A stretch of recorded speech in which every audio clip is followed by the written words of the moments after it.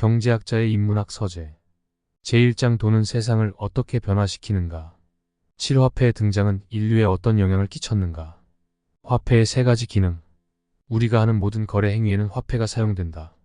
물건을 구입할 때는 반드시 가격에 맞는 돈을 지급해야 하고, 반대로 물건을 판매할 때도 그에 상응하는 돈을 수령하게 된다. 재화와 서비스 거래뿐만 아니라 노동력이나 토지 등과 같은 생산 요소를 거래할 때도 화폐를 주고받는다. 이처럼 오늘날 일상의 경제행위에 흔히 사용되는 화폐는 경제활동을 편리하게 하고 활성화시켜 인류 발전에 크게 기여했다. 이런 직접적인 영향뿐만 아니라 다양한 측면에서 화폐는 많은 영향을 끼쳤다. 그렇다면 화폐가 등장함으로써 무엇이 어떻게 달라졌을까? 이를 이해하기 위해서는 먼저 화폐가 경제활동에서 어떤 기능들을 담당하는지 알아야 한다. 화폐의 세 가지 기능. 화폐는 크게 세 가지 기능을 담당한다. 첫 번째로 교환의 매개 수단이다. 화폐가 등장하기 이전인 원시 시대에는 어떻게 거래를 했을까? 원시 사회에서 거래는 상품과 상품을 맞바꾸는 물물 교환 형태로 이루어졌다. 그런데 물물 교환이 이루어지기 위해서는 서로 맞바꾸기를 원하는 물건이 일치해야 한다. 예를 들어 생선은 풍족한데 과일이 필요한 사람이 물물 교환으로 과일을 구하려면 생선을 원하는 사람을 찾아야 한다. 생선이 상하기 전까지 과일과 생선을 교환하고자 하는 사람을 발견하지 못하면 생선이라는 재산적 가치를 잃어버린다. 원시인들은 조금만 시간이 지나면 재산적 가치를 상실하는 생선 같은 물건으로는 거래를 쉽게 성사시키기가 어려웠다. 그래서 물건을 얻어내기 위한 약탈과 전쟁도 서슴지 않았다. 두 번째로 화폐는 가치의 척도 역할을 한다. 이 역시 분쟁의 소지를 막는 중요한 요소이다. 앞의 예를 계속해서 살펴보자. 물물 교환으로 거래가 이루어지던 시절, 서로 바꾸길 원하는 물건이 동일한 사람을 어렵사리 찾았다고 가정해보자. 그렇다고 쉽게 교환이 성사되지는 않는다. 상대방의 물건에 부여하는 가치가 서로 다르기 때문이다. 즉, 생선과 과일을 교환하고 싶어하는 두 사람이 만났더라도 한 사람은 생선 한 마리와 과일 하나씩을 교환하길 원하지만 다른 사람은 생선 한 마리에 과일 두 개를 교환하길 원할 수도 있다. 이 경우 두 사람이 상대방의 물건에 부여하는 가치가 다르기 때문에 결국 거래는 성사되지 못할 것이다. 또한 교환하고자 하는 물건 개수에 대해서는 합의를 하더라도 생선 상태나 과일 신선도에 따라 다른 가치가 부여될 수 있기 때문에 물물 교환으로 거래가 성사되기는 정말 어려운 일이었다. 따라서 화폐로 객관적인 가치 측정이 이루어지지 않았던 그 시절에 약탈과 전쟁으로 서로가 원하는 것을 얻으려는 행태는 빈번히 일어날 수밖에 없었다. 세 번째, 화폐는 가치의 저장 수단으로 기능한다. 이를 위해 화폐는 초창기부터 내구성이 좋고 가치가 상실되지 않는 금이나 은, 청동과 같은 금속으로 제작되었다. 또한 화폐가 가치를 저장하는 유용한 수단으로 등장하면서 이는 신분제사회, 계급사회를 더욱 공고히 만들어 주었다. 금속 화폐의 등장 배경을 유추해보면 쉽게 이해되는 내용이다.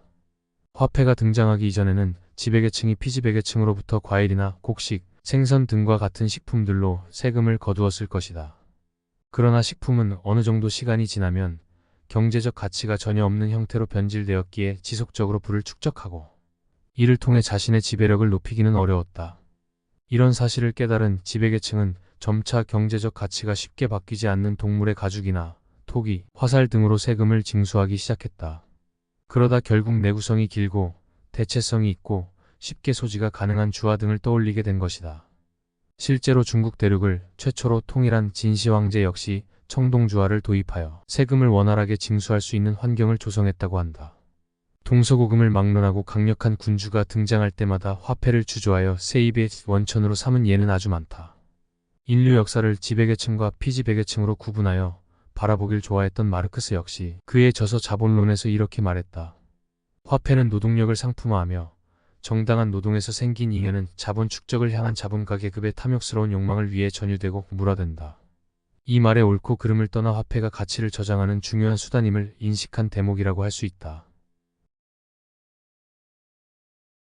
화폐가 공황의 원인이 되다. 경제활동의 활성화를 위해 탄생한 화폐는 때로 경제활동을 불확실하게 만드는 경기 변동, 심지어 공황을 일으키는 요인 중 하나가 되기도 했다. 사실 오늘날에는 실제로 화폐를 교환하지 않고 외상으로 거래하는 경우가 많다. 앞으로 언제 돈을 지불하겠다고 약속하는 어음이나 수표 등을 주고받으면서 거래가 이루어지는데 이를 흔히 신용화폐라고 한다. 신용화폐가 일상에서 빈번히 사용되면서 신용공황을 불러오기도 한다.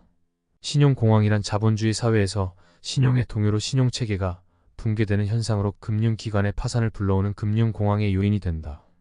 예를 들어 살펴보자. 의류 수출업자가 의류 생산업자에게 의류를 제작해달라고 의뢰하면서 1억 원을 추후 지급하기로 약속하고 그 증서로서 어음을 주었다. 1억 원의 어음을 받은 의류 생산업자는 직물 생산업자에게 다시 그 1억 원의 어음을 주고 직물을 구입할 것이고 직물 생산업자는 다시 방적업자에게 그 1억 원을 주었을 것이다. 그런데 만약 의류 수출업자가 도산에 약속했던 1억 원을 지불하지 못한다면 어떻게 될까? 의류 생산업자, 직물 생산업자, 방적업자 모두 현금을 못 받았다고 아우성을 칠 것이다. 뿐만 아니라 이 의류 관련 업체들이 함께 모여있던 동네의 은행은 대출금을 회수하지 못할까 두려워 신규 대출을 꺼리게 된다.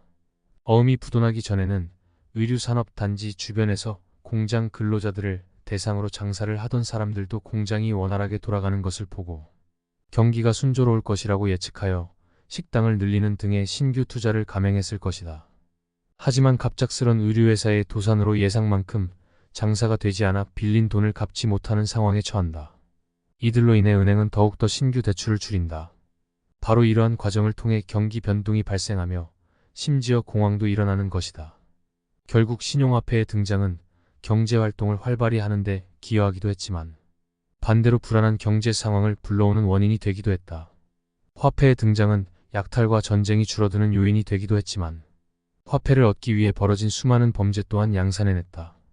화폐를 통해서 쉽게 가치를 저장할 수 있게 되었지만 이는 인류 역사에서 오랫동안 계급사회를 공고히 하는데 기여하기도 했다.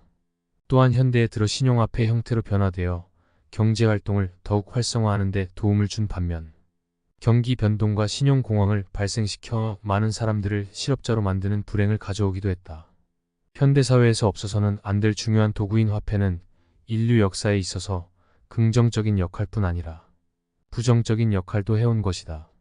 이상으로 경제학자의 인문학 서재 화폐의 등장은 인류에 어떤 영향을 끼쳤는가였습니다.